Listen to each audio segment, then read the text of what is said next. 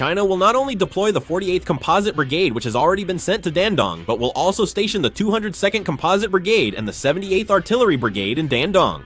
The 79th Group Army in Liaoning Province is preparing for war, with 12 brigades ready to intervene in North Korea. Volunteer Inner Mongolian forces were also sent to Dandong for immediate deployment if needed. A critical moment was near. On August 4, 2026, Northern Government tank engines shattered the morning silence in the fields. A man stood there, Su Jong-ru, deputy commander of the Northern Theater. With a stern face, he looked down at the military operations map and finally spoke. He said that all preparations were complete. When he finished speaking, the staff officers and brigade commanders' eyes sparkled. The air inside the command post instantly became heavy, and the officers already held the operation plans heading toward Pyongyang in their hands. Deputy Commander Sejong-ru clenched his fist and shouted again, gazing past the battlefield. He said the sole goal was to reclaim the sea lost to China 150 years ago. What he said next was shocking. He ordered all Chinese troops to quickly advance into Pyongyang. The South Korean military was deeply worried that Chinese troops would soon enter North Korea. They now face the possibility of fighting Chinese troops instead of North Koreans.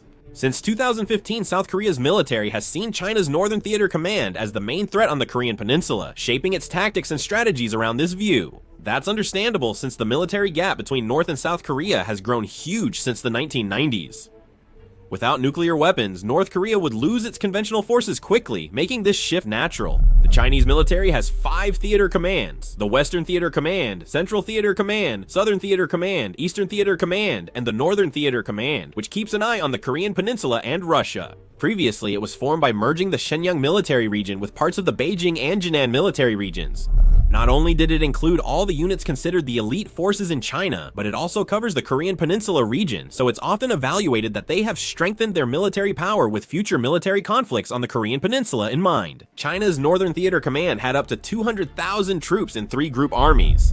It was composed of the 78th Group Army, the 79th Group Army, and the 80th Group Army. The 80th Group Army was a mechanized force with 3 mechanized infantry brigades, an armored division, an artillery brigade, and an anti-aircraft brigade. The South Korean military struggled to face just the Northern Theater Command, let alone all of China's military. The South Korean military, likely anticipating this, began thorough preparations for the Chinese Northern Theater Command in 2018. By 2020, after finishing intelligence on the Northern Theater Command, the Army Training and Doctrine Command began researching how to respond to it. The conclusion reached by the Training and Doctrine Command was just one thing: the Northern Theater Command is 99% likely to intervene if a sudden crisis occurs in North Korea, so South Korea must be ready for full-scale war. That 99% chance was turning into reality. China had long sought effective ways to increase its influence over North Korea. China saw North Korea not as an ally, but as a dependent state to use. That's likely true for all major powers, but China especially viewed North Korea that way since North Korea lacked significant national power. How frustrating must it have been for China when a country that would collapse immediately if China cut off its support wouldn't listen to what it said? Above all, North Korea's facilities themselves were a major concern. China is a permanent member of the United Nations Security Council, but North Korea wasn't even properly complying with the United Nations Security Council, so that must have really bothered China. So China has been continuously investigating and analyzing North Korea's nuclear facilities for some time, and this time as well, they updated all the information on North Korea's nuclear facilities. You can get a sense that China considers North Korea a subordinate state just by looking at the North Korea-China alliance. The North Korea-China alliance is not an alliance formed for mutual benefit, but rather it's closer to a treaty established for China to manage North Korea. The reason China tries so hard to keep North Korea within its sphere of influence is because it wants to regain access to the East Sea, which it lost over 150 years ago. Even a small gateway to the East Sea offers major strategic and economic benefits. That's why China keeps pressuring and coaxing North Korea. To persuade, they supplied many weapons to the North Korean military at Nampo Port. Of course, these weapons sat unused in warehouses collecting dust. After the North Russia alliance, North Korea's behavior grew strange and hostile, so anger was understandable. China likely saw North Korea's survival as their doing, so when North Korea became hostile, they viewed it as ungrateful. Additionally, things weren't going well for China. They backed Kim Hae-jung's coup, but after it failed, the outlook worsened. They needed to change things. Then, the North Korean Guard Command arrested a Chinese businessman and seized his assets. China decided that they absolutely could not let this go and made a move to turn the situation around. Meanwhile, the South Korean military situation was becoming more hectic. To monitor North Korean military movements, intelligence operations along the ceasefire line were increased 2 to 3 times, and collected data was quickly analyzed. The South Korean military lacks enough intelligence and surveillance assets, so they rely heavily on the United States for information. With the introduction of various reconnaissance aircraft such as the Green Pine Radar and Global Hawk, the expansion of projects related to intelligence and reconnaissance assets like satellites, and the additional construction of Aegis destroyers, our reconnaissance capabilities have improved significantly compared to the past. We've fully understood North Korean guard posts, which would be key battlegrounds if fighting starts. We've found their real guard post S are underground. Above ground ones are just decoys. We've identified the weak guard posts and their troop numbers. The Army's 7th Corps moved north of the ceasefire line, and the Air Force sent more fighter jets over the demilitarized zone. The Navy also began maneuver exercises in the West Sea to keep the Chinese fleet in check. Reconnaissance operations were also being carried out here on Bangyong Island, and the Drone Operations Command was in charge of the reconnaissance missions conducted on Bangyong Island. The Drone Operations Command, formed in 2023, is a joint Army, Navy, Air Force, and Marine Corps unit focused on drone and unmanned aerial vehicle operations. This command operates over 100 reconnaissance drones and is expanding by acquiring loitering munitions and stealth drones. The Drone Operations Command monitored North Korea's Hwanghae province with one reconnaissance drone. Of course, perhaps because the reconnaissance drone wasn't in good condition, there was also an incident where one of the drones crashed into the sea. Whenever you operate equipment, you need to set an appropriate maintenance cycle and let it rest. But if you recklessly deploy too many pieces of equipment in reconnaissance missions, problems are bound to happen. Meanwhile, of course, the Republic of Korea Air Force didn't just sit back and do nothing. The Air Force flew RQ-4B Global Hawk drones near North Korea's waters to collect intelligence. The RQ-4B Global Hawk unmanned reconnaissance aircraft can remain airborne for 36 hours, conducting wide-area precise surveillance by connecting with satellites. At around 20 kilometers altitude, it can spot objects as small as 30 centimeters. It's been helpful in overcoming satellite limitations since they can't always observe every place, making continuous monitoring at key times difficult. Thanks to this, our military was able to grasp both the situation of the North Korean forces and the movement direction of the Chinese military. General Ilbun of our military was filled with widespread confidence that they could win even if they fought against the Chinese forces. The United States aided South Korean intelligence operations. An RC-135-5 Rivet Joint Reconnaissance plane left Kadena Air Base in Okinawa, Japan, to fly over Gyeonggi-do and Gangwon-do in South Korea. Meanwhile, the RC-135S Cobra Ball ballistic missile tracker, which launched from the same location as the RC-1355 Rivet Joint, also entered the East Sea for reconnaissance flights. As Cobra Ball's reconnaissance flights lasted longer, it was refueled mid-air by a KC-135 tanker over Kyushu, Japan. The Cobra Ball is a rare reconnaissance aircraft. Only 3 exist, which uses infrared sensors to detect and track missile launches, including their flight path and impact point. The United States Navy's Howard 5 is a ballistic missile tracking ship with advanced radar for tracking missiles. Lorenzen left Yokosuka, Japan, past the Tsushima Strait and operated in the East Sea. South Korean and United States military authorities acted quickly. Despite the military's confidence, the situation at home was worsening. Mysterious cyber attacks paralyzed some government facilities. In the case of Nongyup, a large amount of data in their computer network was damaged, causing some services to be paralyzed for several days. Major institutions like the Ministry of National Defense, Ministry of Foreign Affairs, and Korea Railroad Corporation faced cyber attacks, causing confusion. North Korea also faced cyber attacks in that situation, paralyzing several radar networks. Radio interference and cyber attacks spread across the Korean peninsula. Some domestic financial systems were paralyzed, leading to widespread bank transaction suspensions and interruptions or delays in major communication networks. Traffic changed significantly, with major Korean websites seeing up to a 170% increase over time. Traffic on major community sites doubled, making some inaccessible, while public institutions were already having access problems. Korea tried to recover as quickly as possible during this process, but it seemed to be falling behind in the cyber warfare. Korea was truly heading toward a wartime atmosphere. Due to this, major countries urged their citizens to leave Korea. The United Kingdom warned British citizens to leave South Korea amid the Korean Peninsula military crisis, citing a high risk of unpredictable situations while commercial departures remain possible. The United States State Department hasn't issued an evacuation order yet, but was close to advising people to leave soon. The Korean Ministry of Foreign Affairs was asking foreign intelligence agencies to be convinced that there would be no war, and to prevent foreigners from evacuating, but their words did not work. The Chinese Ministry of Foreign Affairs urged evacuations from Korea due to a high risk of military crisis, and even personally escorted some tourists home. Incheon Airport and Gimpo Airport were crowded with foreigners trying to leave Korea. As a result, Korea's stock market naturally continued to decline. Koreans were mostly indifferent, assuming it was typical North Korean behavior, but this time was clearly different. Especially China's reaction was strange. Smoke rose daily from the Chinese embassy as people saw them shredding and burning confidential documents and computers. This behavior made South Korea even more uneasy. South Korea was demanding the establishment of a hotline with the United States as soon as possible, trying to communicate its demands faster than anyone else. However, for some reason, the United States kept delaying the opening of the hotline, as if they were on some kind of holiday. They asked, why set up a hotline if we have an embassy? Meanwhile, at the National Assembly, both the ruling and opposition parties were holding a general meeting to discuss the current situation. Some lawmakers were shouting, demanding immediate negotiations with China. It was utter chaos. They feared war as conflict loomed ahead. Some National Assembly members were quickly selling assets, and some had already left Korea. It was quite a spectacle. While most people waited to see the president's actions, the chaotic National Assembly began to calm down.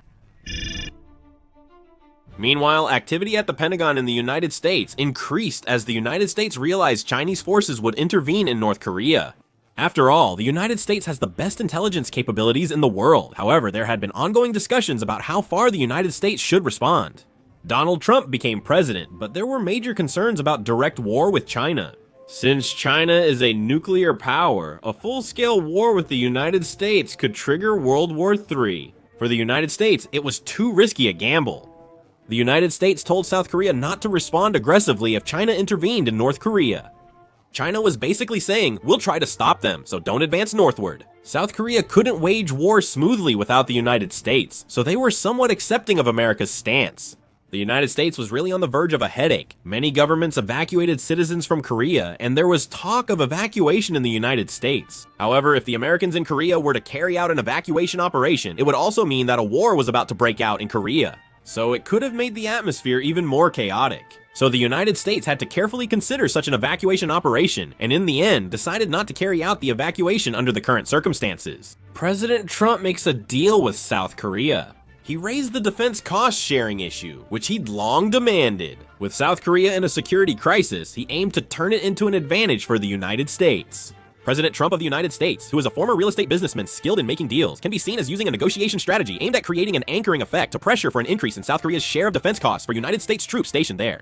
The anchoring effect is when the initial number or figure presented serves as a reference point and influences later judgments. From South Korea's perspective, if United States troops were to withdraw, it would pose a significant security threat, so it was not easy to refuse the demands of the United States. Given the situation, South Korea delayed talks with the United States since it couldn't arm itself with nuclear weapons without careful thought. However, the United States wasn't foolish either, so out of concern that a real war might break out, they began gradually increasing the number of United States troops stationed in Japan to deter war. They also deployed a prepositioning squadron to Guam. A prepositioning squadron is a unit designed to quickly supply large amounts of weapons to conflict areas in case of emergency. A prepositioning squadron is a convoy of transport ships with military supplies, not troops. In a conflict, it quickly unloads supplies for arriving United States soldiers to use. Prepositioning squadrons are in the Atlantic Ocean, Indian Ocean, and Western Pacific. The Western Pacific Squadron was in Guam, and the Indian Ocean Squadron went to Australia. Each unit gets 4 to 5 transport ships, each holding 40,000 to 60,000 tons. Each ship reportedly carries 700 military vehicles and a month's supplies, enough for a 3,000-strong United States brigade. This ship's crew includes 29 civilians and 8 military personnel. This unit has been stationed near Korea as a precaution. The 7th, 3rd, and 5th United States Fleet Carrier Strike Groups were sent to Northeast Asia. The situation in Korea was not going very well. President Lee Myung-hwan's approval rating was about 30%, which was low.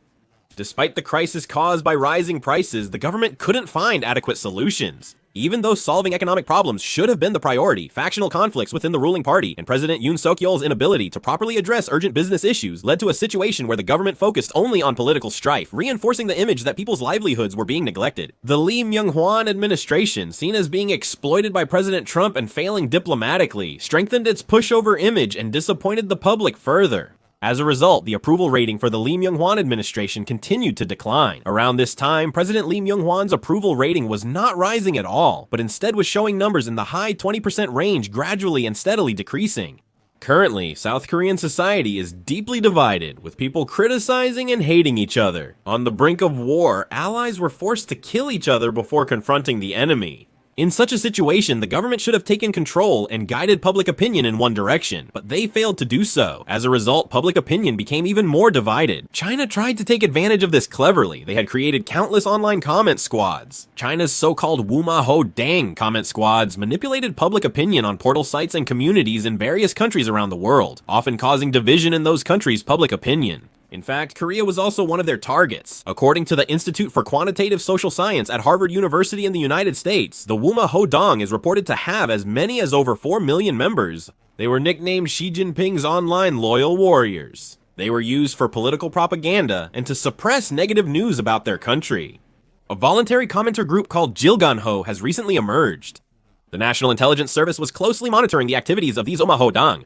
The National Intelligence Service revealed that Chinese comment squads have recently been posting content on Korean internet communities to promote Chinese superiority and incite gender, political, and regional discord. Chinese public relations firms posed as local Korean media to sway public opinion. There were up to 216 of these companies. Chinese Wumao groups have launched major opinion manipulation campaigns targeting Korea and the United States. A Wumao group team of about 10 created 5,000 fake Facebook and Instagram accounts, posing as Koreans and Americans to influence political opinion in Korea and the United States. They're cunning because they also post about fashion, pets, and other topics to make their accounts seem ordinary. But when more than 4 million people start manipulating public opinion at the same time, political conflicts in Korea and the United States become even more intense, and public opinion becomes even more divided. Public opinion is shifting toward the Korean military remaining inactive even if China intervenes on the Korean Peninsula. For Korea, such public opinion was a threat and showed a major weakness in democracies. Because power was not held by a small minority, but by the entire people, they couldn't ignore public opinion. Many people thought Korea would go to war with China, but then the State Council produced an unexpected result. President Lee Myung-man had a negative image, but he acted decisively when needed, which was always his political style. On top of that, his nickname used to be Bulldozer, but people were overlooking that. As this information became known through the media, public opinion was gradually uniting. People were coming to the conclusion that they couldn't just stand by in the current situation. Anti-China sentiment grew, soon followed by anti-triple sentiment. Despite political turmoil in Korea, President Lee Myung-han's approval ratings soon rose due to this determined will. There were some opposing opinions within the cabinet, but since the president showed such determined will, everyone changed to supporting opinions. The National Assembly swiftly backed President Lee Myung-han with a resolution. Despite some opposition criticism, it wasn't an obstacle. China was unsettled and increased their manipulation of public opinion. They called him a president endangering the people, but that didn't affect President Lee Myung-han. Ironically, President Lee Myung-han's criticism as the uncommunicative president became an advantage in this situation. Despite the increase, the administration's approval rating rose just 3 to 4% and never hit 30%. Kim Jo-won's funeral in North Korea has concluded. General Kwak Chung-sik gained more power by controlling Kim Hye-jung's close associates. After the funeral, chaos erupted on the Korean Peninsula as Chinese troops appeared on the Yalu River Bridge and New Yalu River Bridge. North Korea's 8th Corps was stationed here, with 1 brigade guarding Sinuiju due to its strategic importance. However, North Korea's 8th Corps seemed confused by the sudden appearance of Chinese troops on the Yalu River Bridge. A few North Korean soldiers went onto the railway bridge to report the situation to their superiors. Upon hearing this news, North Korea's 8th Corps ordered troops to be deployed to the outposts and issued commands to increase the number of guards. Following urgent orders, North Korean soldiers set up barricades around the railway bridge and prepared. But how strong could those who hadn't even eaten properly be, even if they set up obstacles? That order had already come too late. Chinese soldiers wanted to quickly cross the Yalu River railway bridge. As the North Korean army rushed to deploy guards, a radio message ordered the Chinese soldiers to cross the river. China started invading North Korea.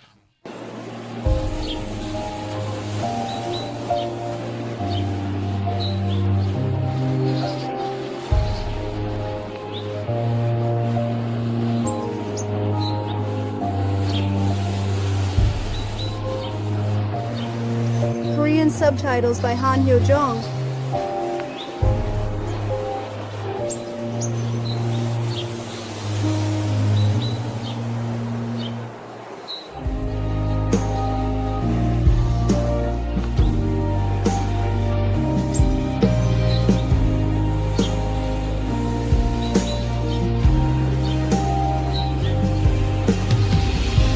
Korean subtitles by Han Hyo-jong.